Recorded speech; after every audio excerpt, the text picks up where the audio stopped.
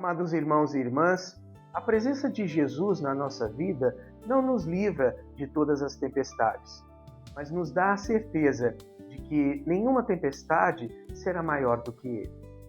Meus irmãos e minhas irmãs, o Evangelho de hoje nos apresenta uma cena que também retrata a nossa própria vida. Jesus entra na barca, os discípulos o acompanham e, de repente, uma violenta tempestade ameaça afundar tudo. O detalhe mais importante é que aquela tempestade acontece justamente porque eles estavam com Jesus. Isso nos ensina uma verdade fundamental da fé. Seguir Cristo não significa viver uma vida sem dificuldades. Muitas vezes pensamos que por rezarmos, participarmos da missa ou procurarmos viver o Evangelho, estaremos livres dos sofrimentos.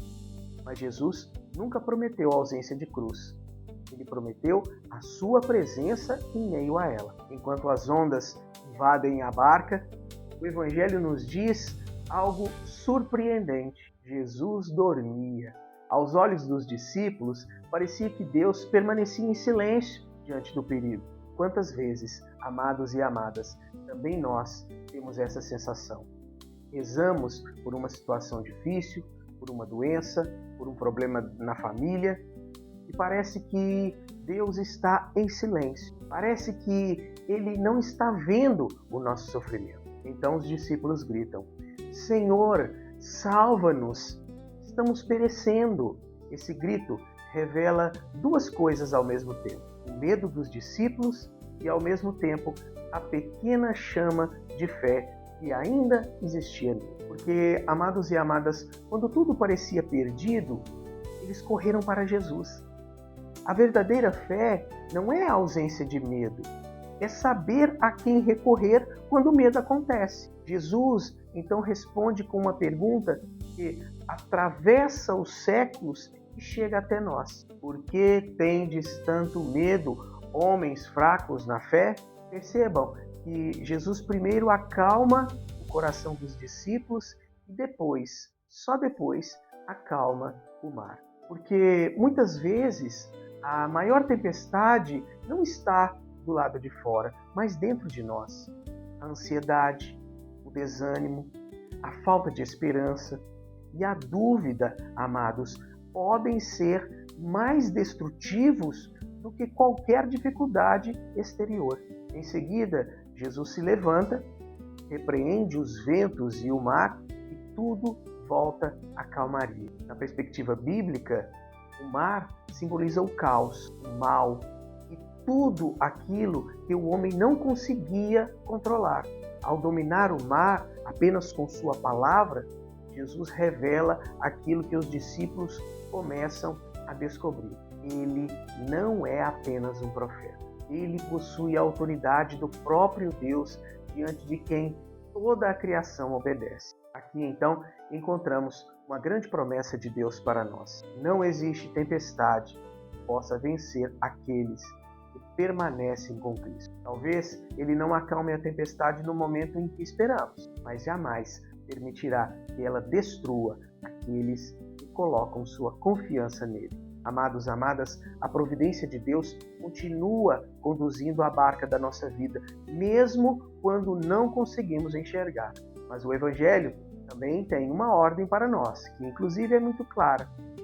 Não deixe que o medo seja maior do que a sua fé. O medo, irmãos e irmãs, faz parte da condição humana. Viver dominado por ele, não. O discípulo é chamado a aprender a confiar, mesmo quando não entende os caminhos de Deus. Daqui, então, nasce um princípio eterno para nós hoje. A paz verdadeira não depende da ausência de problemas, mas da presença de Cristo. Existem pessoas que vivem sem grandes dificuldades, mas sem paz. E há santos que atravessaram enormes sofrimentos, sustentados por uma serenidade que só Deus pode dar. A diferença não estava nas circunstâncias, mas em quem estava na barca com ele. Talvez hoje, amados e amadas, você esteja atravessando uma tempestade. Pode ser uma enfermidade, uma crise familiar, uma dificuldade financeira, um sofrimento espiritual ou até um silêncio de Deus que você não consegue compreender. Se for essa a sua situação, escute essa palavra. Jesus não abandonou a sua barca. Ainda que pareça dormir, ele continua presente. Ainda que o mar esteja agitado, ele continua sendo o Senhor da história. E basta uma palavra sua para que a esperança renasça. Esta é, amados e amadas, a grande mensagem querigmática desse Evangelho. Jesus entrou definitivamente na nossa barca quando assumiu a nossa humanidade. Na cruz, ele enfrentou a maior de todas as tempestades e venceu. Por isso, quem caminha com Cristo pode enfrentar qualquer tempestade, porque sabe que a vitória final pertence ao Senhor. E qual é então a ação prática que esta palavra nos pede hoje? Amados e amadas, identifique qual é a tempestade que mais tem abalado o seu coração neste momento. Depois, apresente-a a Jesus em oração e repita lentamente com fé: Senhor, eu confio em Ti. Permanece na barca da minha vida, fortalece a minha fé. E ao longo do dia, sempre que a ansiedade voltar, recorde esta verdade: Cristo está na sua barca. Amados e amadas de Deus, que o Senhor fortaleça a nossa fé, acalme o nosso coração e nos faça experimentar a paz que somente Ele é capaz de oferecer. Amém. Louvado seja o nome do nosso Senhor Jesus Cristo, para sempre seja louvado.